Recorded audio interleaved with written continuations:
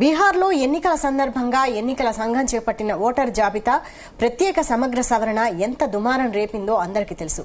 అయినా ఈసీ వెనక్కి తగ్గేలా కనిపించడం లేదు. దీన్ని దేశవ్యాప్తంగా చేపట్టేందుకు రెడీ అవుతోంది. అందులో భాగంగానే రాష్ట్రాల ముఖ్య ఎన్నికల అధికారులతో సమావేశం జరుపుతోంది. ఈ సమావేశంలో ఎస్ఐఆర్ పై సీనియర్ అధికారులు ప్రత్యేక ప్రజెంటేషన్ ఇవ్వనున్నట్లు తెలుస్తుంది. బీహార్లో ఈ విధానం అమలు విషయాలను ఆ రాష్ట్ర ఎన్నికల అధికారి పంచుకోనున్నారు. బీహార్ తర్వాత దేశవ్యాప్తంగా ఎస్ఐఆర్ నిర్వహిస్తామని ఈసీ ఇప్పటికే తెలిపింది. వచ్చే ఏడాది తమిళనాడు, పశ్చిమ బెంగాల్, కేరళ, అస్సాం, పుదుచ్చేరిలో అసెంబ్లీ ఎన్నికలు జరగనున్నాయి. దీంతో ఈ ఏడాది చివర్లోనే ఈసీ ఈ ప్రక్రియ ప్రారంభించే సూచనలు కనిపిస్తున్నాయి.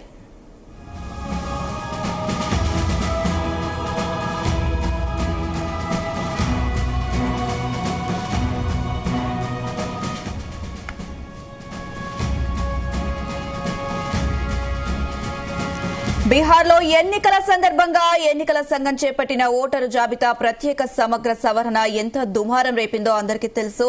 ఇక ఇదే అంశానికి సంబంధించి మరిన్ని అప్డేట్స్ మా చీఫ్ న్యూస్ కోఆర్డినేటర్ రాధాకృష్ణ అందిస్తారు. రాధాకృష్ణ, బీహార్ లో ఏదైతే ఎన్నికల సంఘం తీసుకుందో కేంద్ర ఎన్నికల సంఘం ఓటరు జాబితా సవరణ సమగ్ర సవరణ ప్రక్రియ, సో అది పెద్ద దుమారం రేపింది.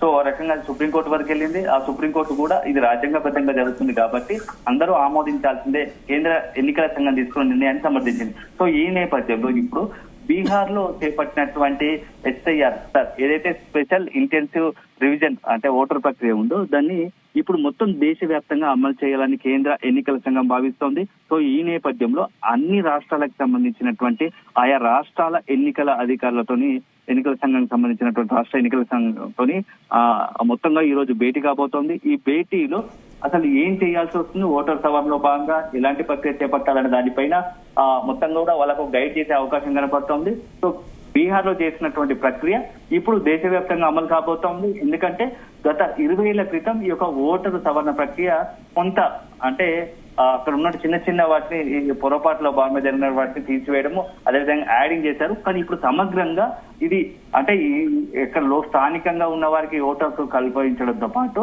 అంటే అక్రమంగా చొరబాటుదారులు లేకుంటే అక్రమంగా ఇక్కడ భారత్ లో ఉంటున్న వారికి ఓటు హక్కు లేకుండా చేయాలనేదే ఈ యొక్క ముఖ్య ఉద్దేశంగా తెలుస్తోంది. ఈ నేపథ్యంలో ఇప్పుడు ఈ యొక్క ఎస్ఐఆర్ పై సీనియర్ అధికారులు ప్రత్యేకంగా ఈ రోజు ఎన్నికల సంఘం అన్ని రాష్ట్రాల ఎన్నికల సంఘంలో జరిగే భేటీలో కేంద్ర ఎన్నికల సంఘం తరఫున ప్రత్యేక అధికారులు ఒక ప్రజెంటేషన్ ఇవ్వబోతున్నారు. సో బీహార్ లో ఎలాంటి విధంగా అమలు చేస్తామో దాన్ని దేశవ్యాప్తంగా అమలు చేయాలని చెప్పేసి ప్రధాన ఎన్నికల కమిషనర్ జ్ఞానేష్ కుమార్ ఇప్పటికే బాధ్యత స్వీకరించిన తర్వాత సీఓతో ఇది 3వ సమావేశం. సో బీహార్ తర్వాత ఈ మొత్తంగా దేశవ్యాప్తంగా ఇది అమలు చేస్తున్నారు. సో నెక్స్ట్ వచ్చే ఏడాది తమిళనాడు, పశ్చిమ బెంగాల్, కేరళ, అస్సాం, పుదుచ్చేరిలో అసెంబ్లీ ఎన్నికలు జరుగున్నాయి. సో దీంతో ఇప్పుడు నెక్స్ట్ బీహార్ ఎన్నికలు ముగిసిన తర్వాత వెంటనే ఈ యొక్క దేశవ్యాప్తంగా ఈ ప్రక్రియను చేపడితే నెక్స్ట్ అన్ని దేశంలో అన్ని రాష్ట్రాల్లో కూడా ఈ ఓటర్ల సవరణ ప్రక్రియ సమగ్రంగా జరిగే విధంగా చూసినట్టు అవుతుంది. సో ఏదైతే అవకతవకలు కావచ్చు, ఏళ్లుగా పెండింగ్ ఉంటున్నటువంటి కొందరు అక్రమంగా ఉంటున్నటువంటి వలసదారులు కావచ్చు, చొరబాటుదారు